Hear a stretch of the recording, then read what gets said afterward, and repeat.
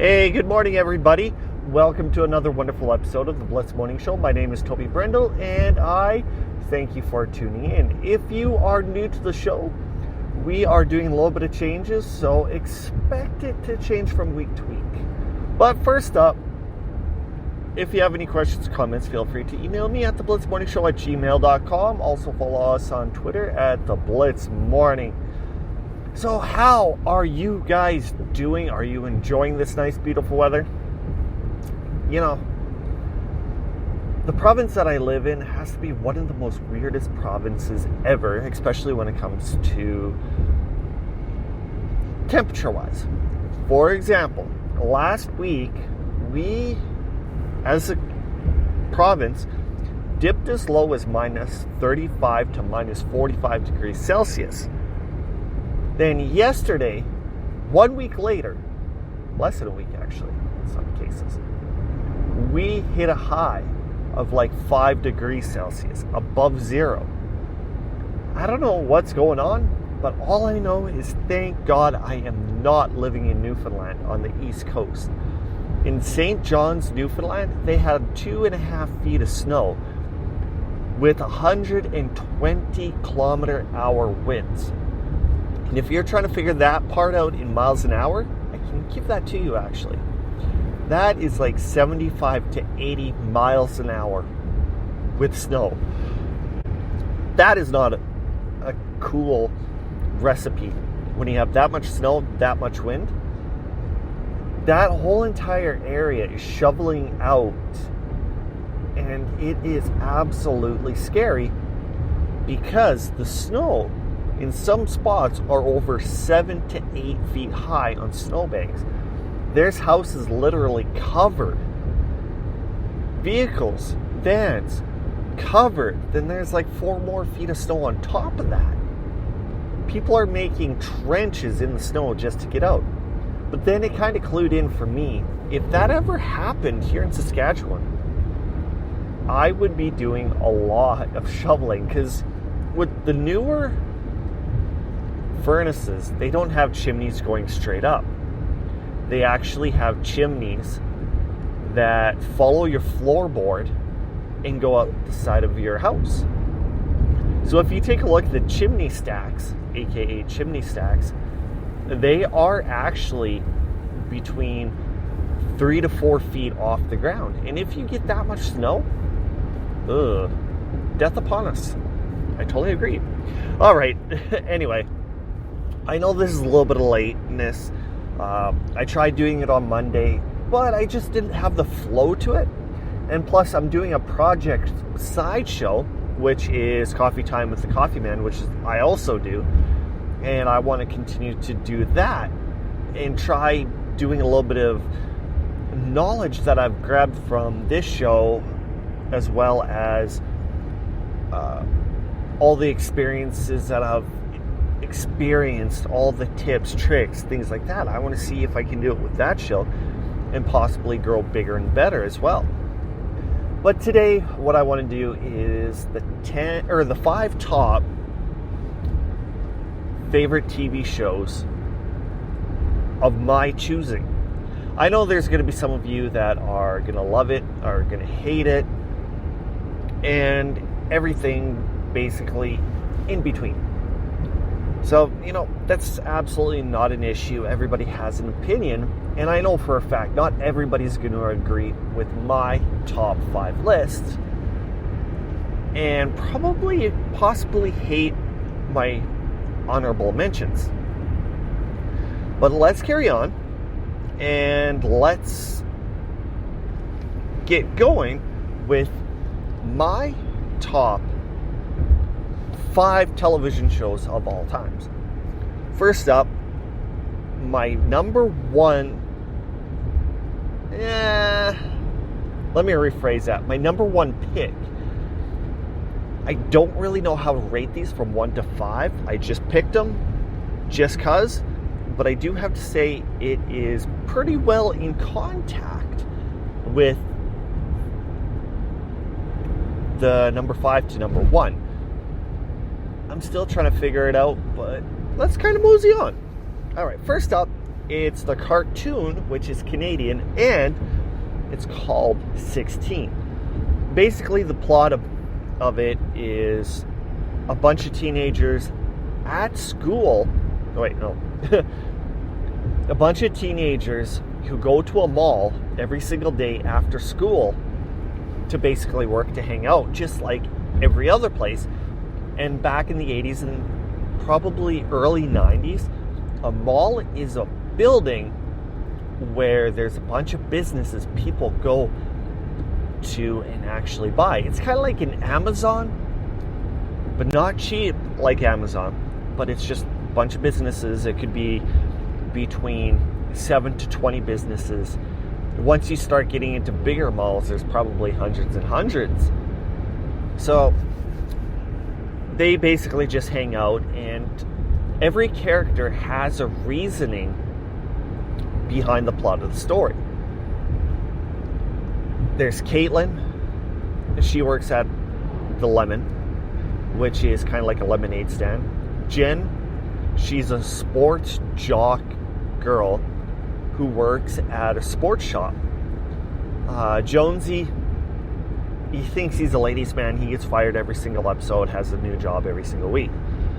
Wyatt, he's the token black guy who loves coffee and works at a music shop, but at the same time, he loves music himself. Wyatt, Jonesy, Jude, skater dude, slacker, works at a thing called Stick It. Basically, it's like a kebab place. And I can't... Oh, Nikki, who's a gothic, who looks down at people. If you're a preppy person, she hates you. If you're this, she hates you. And of course, she works at the Khaki Barn with a bunch of clones who are blonde-haired. Oh my God, absolutely! Oh, so yeah, it just works out where everybody's personalities has a huge effect on the plot and everything like that. Then, of course, you got the dweeb girl with the whole rack braces. You have Darth, who's a nerd in electronics.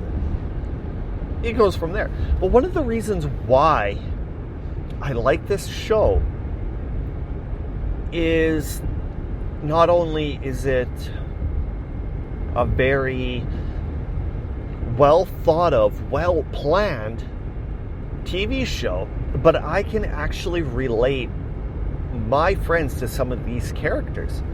Just not because of the skin color, where they work, anything like that. Because, you know, you always have the slacker. You always have the guy who thinks he's better than everybody else. You have the guy who plays sports. You probably somewhat hang out with somebody who's a little on the preppy side. So I can relate with some of my friends to these guys and their friends. But the one part that I do have to say is it's Canadian. That's another reason why I like it. And it's actually based on a mall, I do believe in Toronto. If not Toronto, then it's the Vancouver Metro Town Mall. Man, is that mall big. Oh, I got lost in there a few times. So it went on for a couple seasons. I do have to say it was pretty good. Great stories, great concepts. But the one part that I really hated... Whoa! Thought that guy was turning because he was going so slow.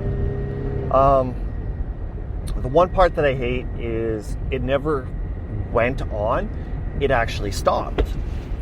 So the part that was kind of like on the sad side is Jonesy and Nikki started dating. Nikki's family had to move up north in Canada, and she decided she was going to go with it. The story plot had it where she was going to live with Jen, but she decided that she was going to move with her mom and dad. They broke up, and they kind of went their own way. Then from there, the show ended. And I usually don't cry over silly stuff like that, but with this particular show, that right there was a massive, massive tearjerker. All right, let's kind of mosey on, going from something cartoonish, going into something serious, into something absolutely stupid and reality-ish. Oh, yes. Next up, Jersey Shore. Why? This, I'm still trying to figure out why I love Jersey Shore. I take a look at the guys, their muscle, they're clean, they score, they go to the gym, everything like that. But yet you take a look at me, I'm a dad, I'm pitch white, there's no doubt about that one. And it's just, that's about it. Like, it's really, really amazing on the show that I like it. I think it's the drama and the fact that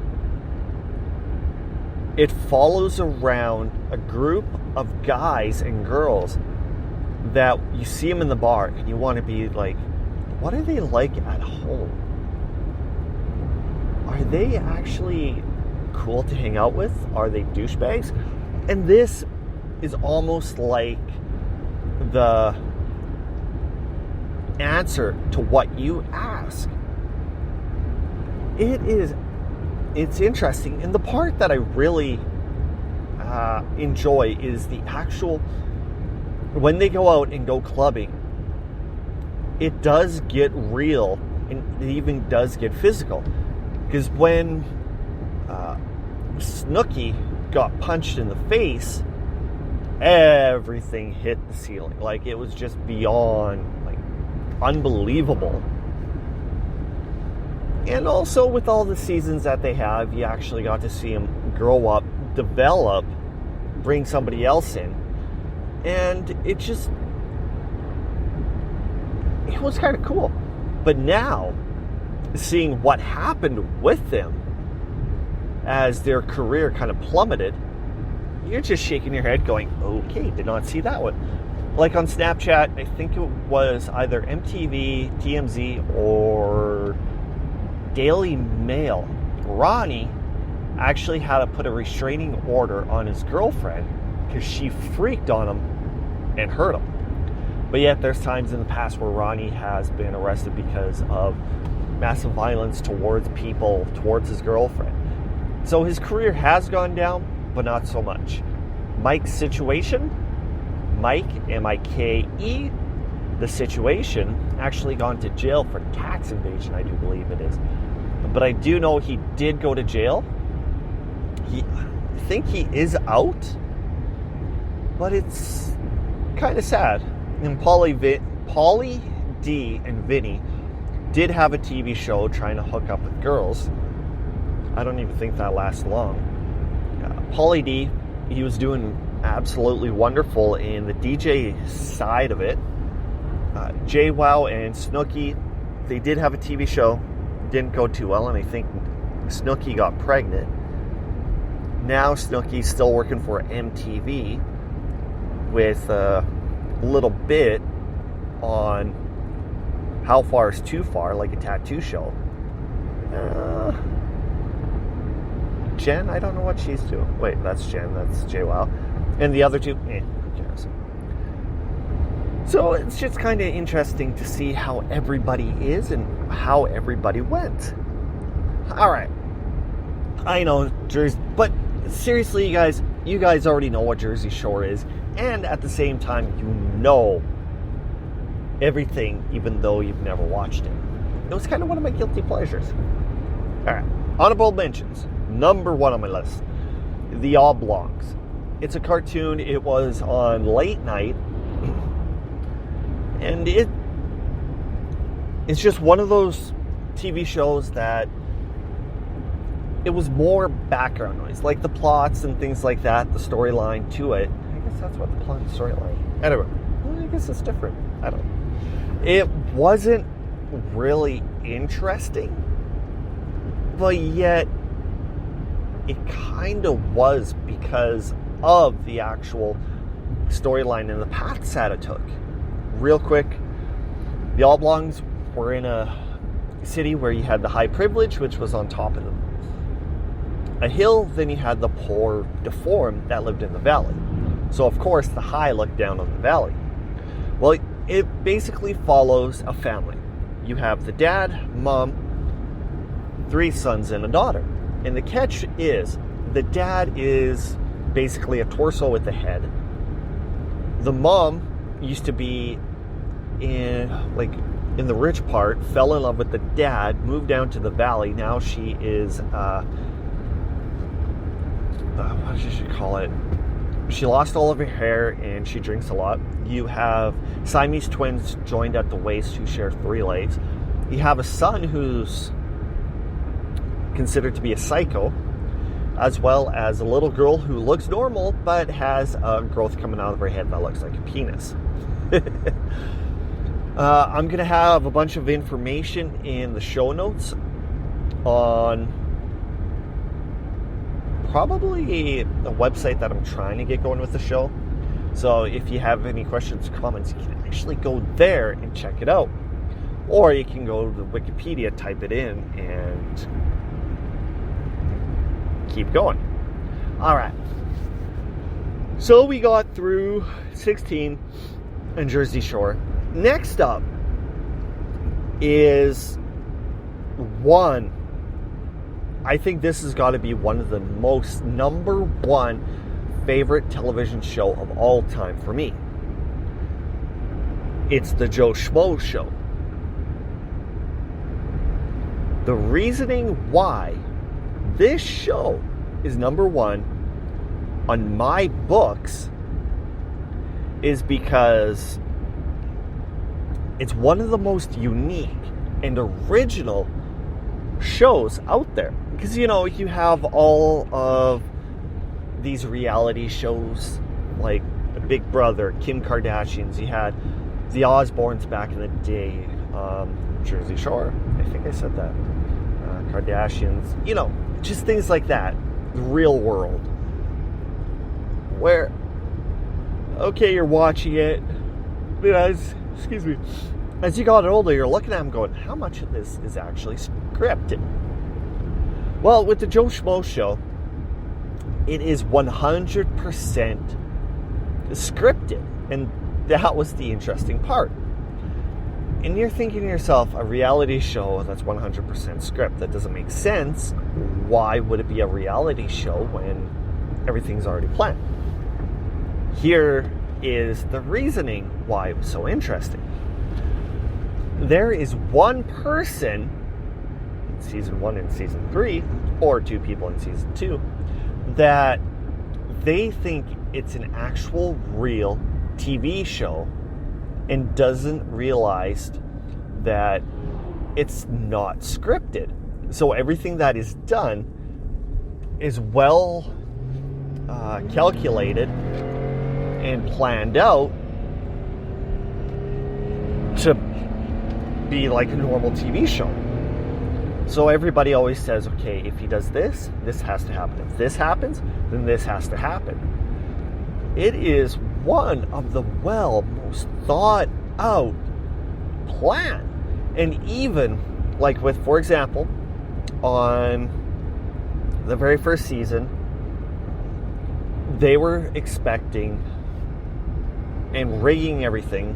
So the guy who thought it was real, they wanted him to win, to shove him in the master room where there was more cameras. Right? So that's what they did. They rigged it up, had to do a little bit of change. He was going to go in there, then something else happened. But the weird thing about this is, one of the people in the first Joe Schmo Show was Kristen Wiig. And that, at the time, I didn't know who she was. Kind of cool. But everything went off well. There was a few things that kind of didn't go as planned. But in the end, it absolutely worked. I was hooked, watched it every single week. Season 2 came out. I did eventually watch the whole thing, but for the first little while, I just couldn't get over that there was a guy on it. His name, I can't remember his last name. His first name's Jonathan. And if you're Canadian around my age, you would remember Jonathan as Jonathan from Street Sense, as well as Jonovision. So that was one of the things that I could not get past just because I know who he was. But when it came to the second one, it was kind of like Bachelor and Bachelorette.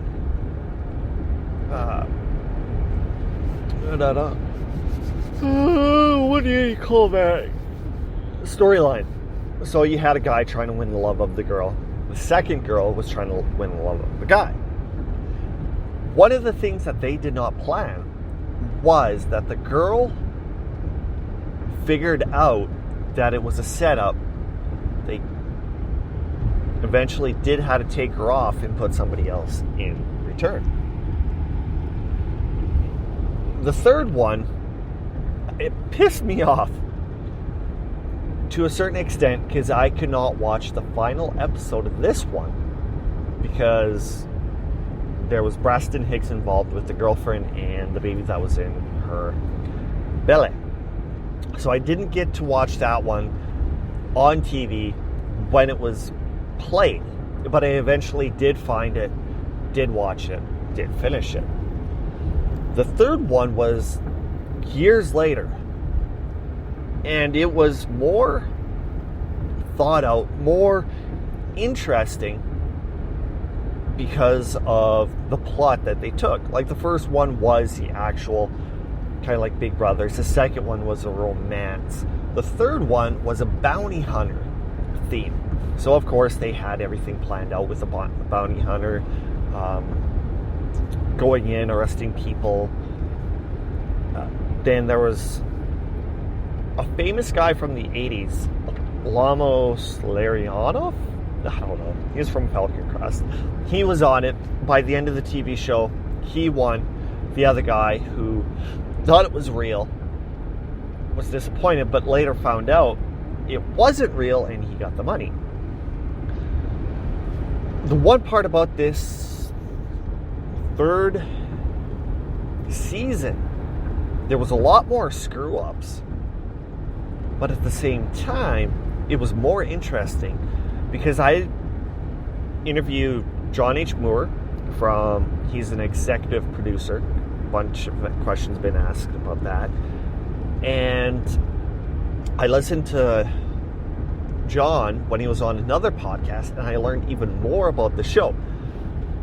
For example, on the third one, they had animals as soul animals or soul connections.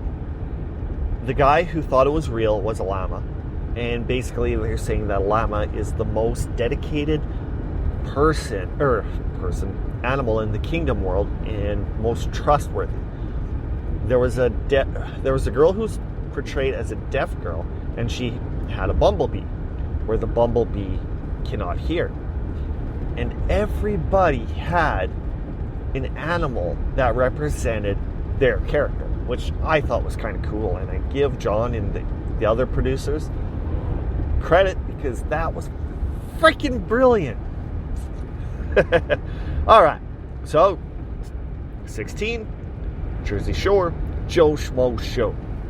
Next on the honorable mention, Mission Hill. Just to sum it up, Andy's 17-year-old brother, nerd, Kevin, moved in with Andy when his parents left for Wyoming, bringing his sheltered, suburban mindset brother to Mission Hill. And the one thing about this TV show is it was played on the exact same segment as the Oblongs on Teletoon back in the early 2000s. With Mission Hill, it was a little different because the cartoon drawings aren't the exact same as what was popular back then. Like if somebody was staring another person down, you could see white lines coming out of their eyes, like, I'm gonna death stare you and melt you. So there's different ways of expressing opinions, feelings, things like that, which was absolutely 100% sweet. There's just absolutely no doubt about that one. Some of the story plot lines were a little on the cheesy side, and even some of the drawings, but it was kind of fun to watch, seeing what happened next. Alright, let's go back to my top 5 all-time favorite TV shows. Excuse me. 16, Joe Smo Show, Jersey Shore, Family Guy. I know. Family Guy is one of those TV shows that you either love it or you hate it. And there's more to Family Guy than most people think. Like, people will get offended by jokes, and that's a simple way of not wanting to watch it. But the one thing about Family Guy is there's so many jokes built within the actual TV show, you'll absolutely miss it. Like, there was one episode that I've watched God knows how many times, and I was sitting over at somebody's house just watching it, and all of a sudden Peter goes, well, I'm not going to be like a guy who kidnaps his nephew and goes on a shooting rampage in Washington. And all of a sudden it clued in. Bam. There was a year, I can't remember if it was in the 90s or 2000s, where a guy kidnapped his nephew and started sniping people from his trunk of his car in Washington. And they eventually did find him. But that's what the reference that Peter had when he was talking to his wife. And it's just things like that where they would always bring references from the past and put them in the TV show and worked it in. And that's one of the reasons why I absolutely enjoyed Family Guy, and is one of my top 5s, is the amount of work that goes into it is just absolutely unbelievable. I give him credit. Seth MacFarlane, you're an absolute genius for hiding all these things. And even watching deep inside the characters and how they were formed from when they first were brought in back in the 90s to today, everybody is different in their own way. Like Stewie, when he was growing up, he wanted to kill Lois, try and take over the world. You had Brian, who was a smart ass, had the brains. Peter just seems like he's getting dumber. But then you have to go, but then you have to go take a look at the TV show and kind of look into conspiracies to realize exactly what could be happening. And for the one time, I just talked about conspiracies on one of my episodes about Family Guy because it was so interesting. There was 2 that I thought were absolutely brilliant. The one was with Brian. Because if you take a look at Brian and how he was in episode 1, or season 1, episode 1, compared to now, back in the day, he seemed really smart and knew what he was talking about, where now, it's almost like he's faking what he's talking about when it comes to story, history, etc., etc. So, conspiracy theory thinking behind this is from season 1 to now. He had so much drugs when it came to like cocaine, which he was hooked on, marijuana, which he smokes frequently, and even drinks a little too much. They're thinking that it's destroying his brain so much that he's just getting dumber and dumber, but he's trying to fake being smart and doing everything in his power to keep that persona up. And if you just listen to some of the things he said in the first, made sense, all the way to the new one, it almost seems like it's true. The second conspiracy when it comes to Family Guy is Stewie. In the first time, you had him wanting to kill his mom, rule the world, he had all these fancy guns. But the question is, what we seen with Stewie and how he was with his guns, his wanting to kill his mom, to rule the world, was that nothing more than us seeing it through eyes of a child? Because, a child can make anything come alive. You give them a stick, wham, it comes alive. If you give them a rock, wham, it comes alive. Piece of paper, you can do anything with it.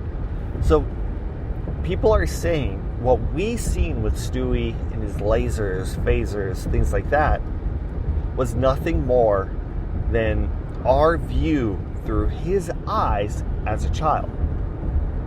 It's something to actually think about, because it's a strong possibility that might be true. And that's another reason why I like Family Guy, is because of the conspiracies that are following and going around that particular show. All right, let's see. We got one more top 5. So let's go to an honorable mention. The Dating Guy. Oh my God, this show. Okay, I could have picked Big Mouth just because it's a show about growing up, sexuality, just absolutely hilarious. You want to show your kids it, but it's so perverted you don't, but yet it's a great learning tool for the kid to learn about puberty. Let's just kind of back it up. The Dating Guy. Mark, Woody, Sam, and VJ are 4 single something living in the city. They're out of school, living on their own, but aren't settled yet. With no real direction and not much in the bank, they live day to day exploring the dating scene. All right, this is as well as a Canadian show, but it is absolutely hilarious, because you have kind of a cool guy, you have a girl, you have a guy who is absolutely perverted, and you have a token black guy who works at a bar who can basically pick anything up. The one episode, I can't remember, it's Woody or VJ. It's one of the two. I want to think it's VJ. But he's East Indian guy who has a pet raccoon. And the one day he goes on the computer to look at some porn because he is absolutely horny. And the internet basically pops up with an error saying, you have looked at every single porn available on the internet.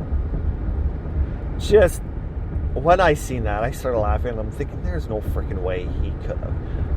With the amount of porn out there, it's just mind-boggling. Like, frick, man. Then another episode actually had the black guy humping a ghost. So yeah, he was actually having sex with a ghost. And the plots and storylines to this one, it is really, really interesting. But it's nothing I would go out of my way to personally watch, since I already watched every single season.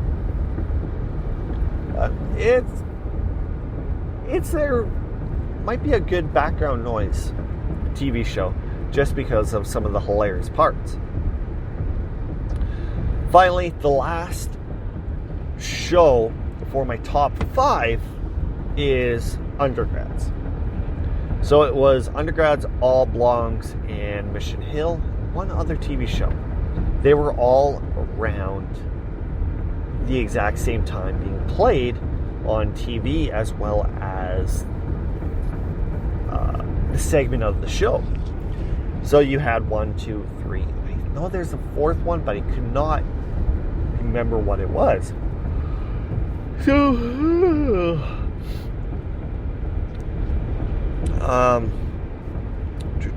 Undergrads.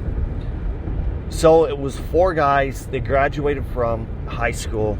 they went to college, and they were afraid that they were going to break out, lose track of everybody, and, be separated forever. So you have Gimpy, Rocco, Nitz, and Cal. Cal is the popular, can score with anybody he wants to.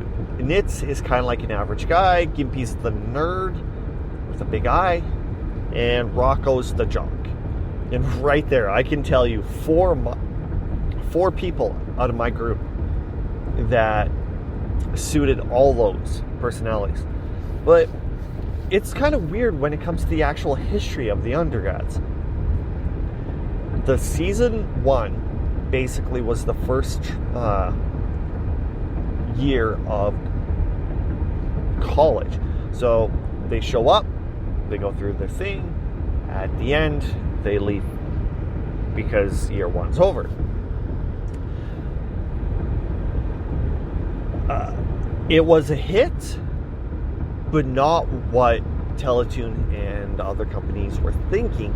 But there was so much uproar when they didn't do season 2 that there was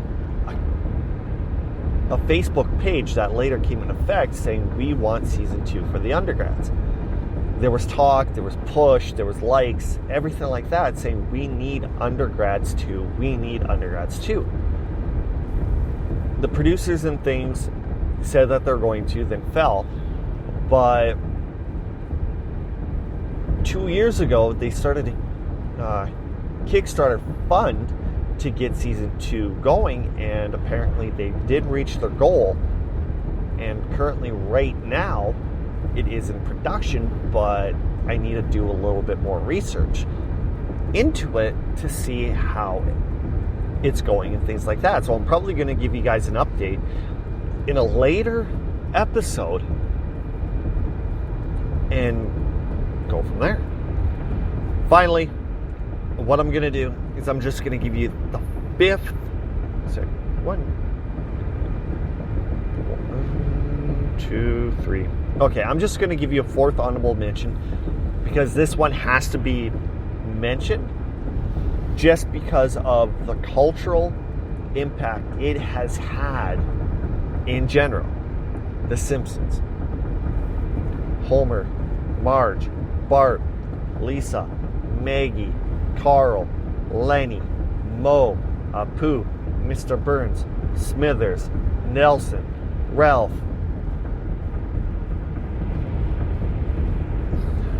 Milhouse, Barney, you name it, culturally has burnt that show into the culture we have today. Don't Have a Cowman, Ay Caramba, El Barto. Then some of the predictions that they've had, it has created so much. It's unbelievable. In 30 years of The Simpsons, that's unheard of. But sadly, it's come to the point where they are absolutely done with it. Fox sold to Disney, which gave Disney the right to The Simpsons. And yeah, I don't know what's happening. I guess only time will tell. And we can go from there. Yeah, kiss my ass. My personal bank. So, yeah, that's basically about it for my top 5 favorite television shows. I know it went totally longer than my 5 worst video games. But when it comes to the TV shows, the plots and things like that, they were a little bit better, a little bit longer, and it just had a little bit better feel, where the video games, you can't really talk too much except for gameplay, sound, whatever. And that Rainbow Six game that I loved was Rainbow Six 3. Alright, so that was the Blitz Morning Show and my favorite top 5 picks. If you enjoyed it, thank you, and I will be back sometime very soon to continue with my top fives. It could be absolutely anything. If you want me to talk about something, head over to Twitter, The Blitz Morning. Head over to Facebook, The Blitz Podcast, or even email me at theblitzmorningshow@gmail.com. Tell me what you want me to talk about, and let's get going. Well, you guys, thanks for tuning in. My name is Toby Brindle, and I will see you next time right here on The Blitz Morning Show.